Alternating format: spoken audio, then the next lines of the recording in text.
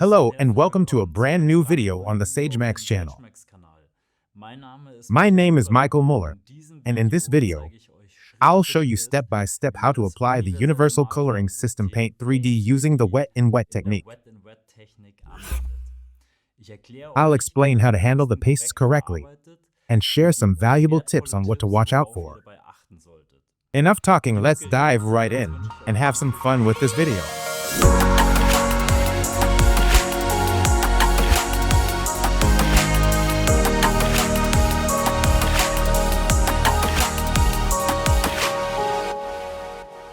Before we get started, 3 quick points. First, I'm definitely not a full-blown pro when it comes to staining, so please forgive me if not every brush stroke is perfect. Second, there's no single right way.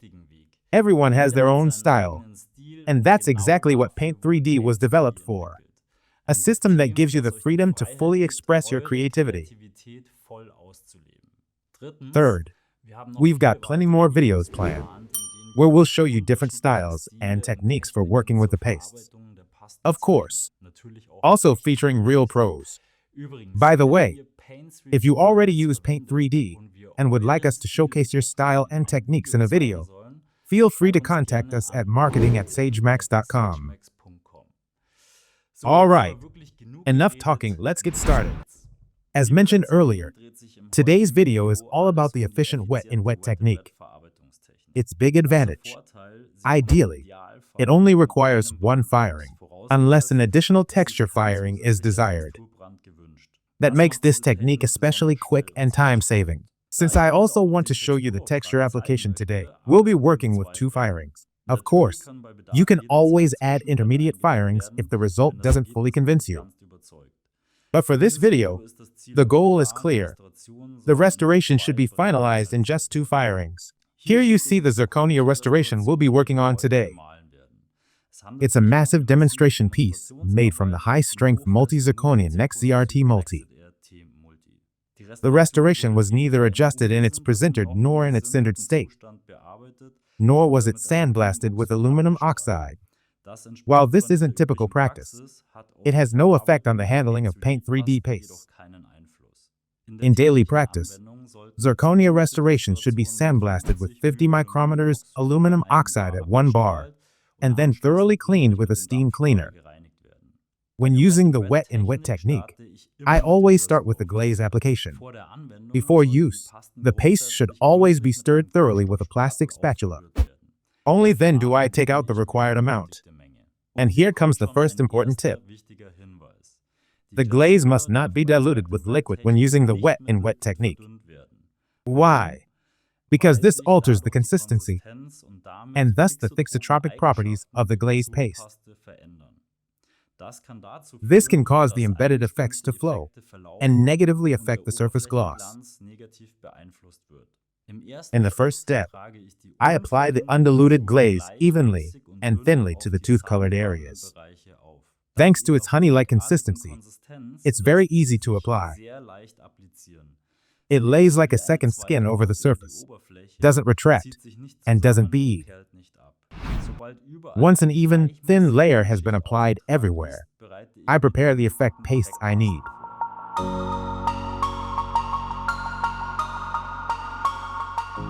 For this demo case, I selected the shades Dentin A, Enamel Smoke, and Deep Sea, Effect Peach and Peanut, as well as Intense Effect Hazelnut, Milk, Vanilla, and Espresso. In the next step, I slightly adjust the consistency of the pastes with the universal liquid. Make sure the pastes don't get too runny. Otherwise, the effects may flow in the glaze. Now I start embedding the effects directly into the still wet glaze. I begin with the Dentin paste to intensify the chroma. For this, I apply it in the body area of the teeth and gently work it into the glaze until the desired effect is achieved.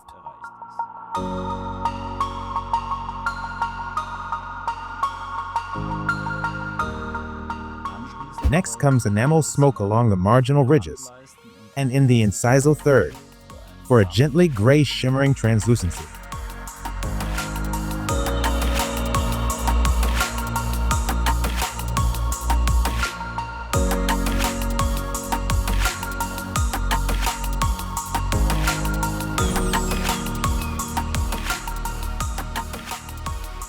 Then I accentuate the incisal edge with a very diluted effect peach. Quick tip: to soften color intensity, simply mix the effect shades with glaze. This makes them appear much softer and more subtle.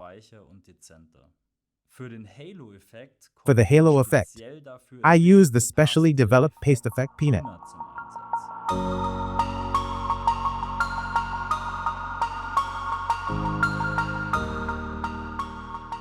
To highlight strongly shimmering translucent areas, I use an enamel deep sea.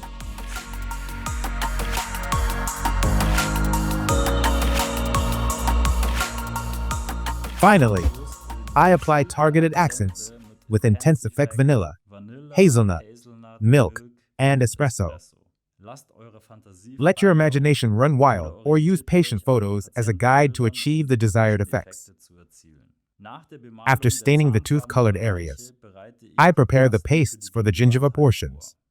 To do this, I place different amounts of Gingiva Base 3 on the mixing plate and combine them with Gingiva Effect Guave. This creates different shades of pink for the gingiva. By the way, Gingiva Effect Guave is ideal for the gingival margin area, a true all-rounder for natural transitions. I also combine Gingiva Effect Pitahaya, Papaya, and Lychee with a bit of Base 3 to harmonize the shade differences. Important: there's no standard recipe here. Every patient case is different. The best approach is to fire your own gingiva shade guide. That way you'll achieve the best results. I then blend the pastes and adjust the consistency with universal liquid. Personally, I prefer a smooth but not overly fluid consistency. Now I first apply the mixture with the highest guave content at the gingival margin and blend it gently downwards.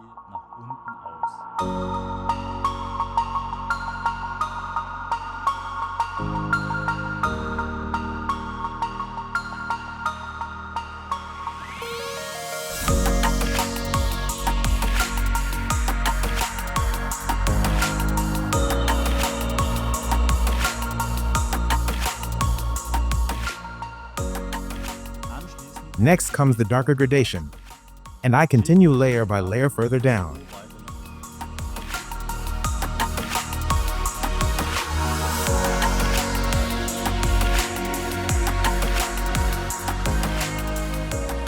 Bony gingiva areas. That is where bone shines strongly through.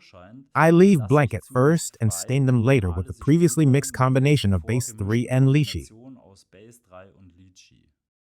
After that, I continue applying the pink pastes.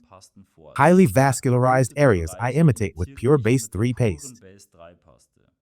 For veins and capillary effects, I use Gingiva Effect Pitahaya.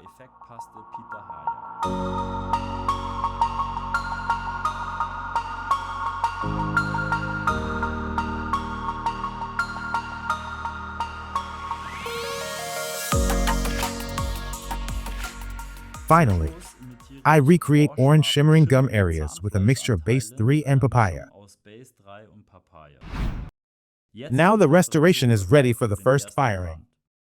As you can see, the pastes remain exactly in place, so you can take your time without stress, especially for large span restorations. This effect is extremely helpful. You can take short breaks anytime without anything running or shifting. And here's the result after the first firing. All effects remained exactly in place, and the surfaces shine evenly and naturally. As announced at the beginning of the video, I also want to show you the texture application, and that's exactly what we'll do next. For this, I take the required amount of texture fluo and gingiva texture and place them on the mixing plate. Important: before using the texture, it must be activated. To do this, lightly tap the mass with a spatula and flatten it. You'll notice the texture becomes smoother and much easier to apply.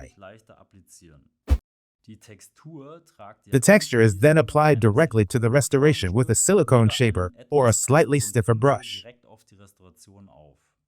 Attention, the texture must not be diluted with liquid, as this negatively affects the firing stability of the paste. The texture paste is excellent for firing on contact points, optimizing tooth shape, or creating targeted surface structures.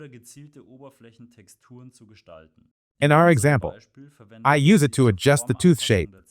Optionally, the texture can also be tinted at a ratio of 12:1.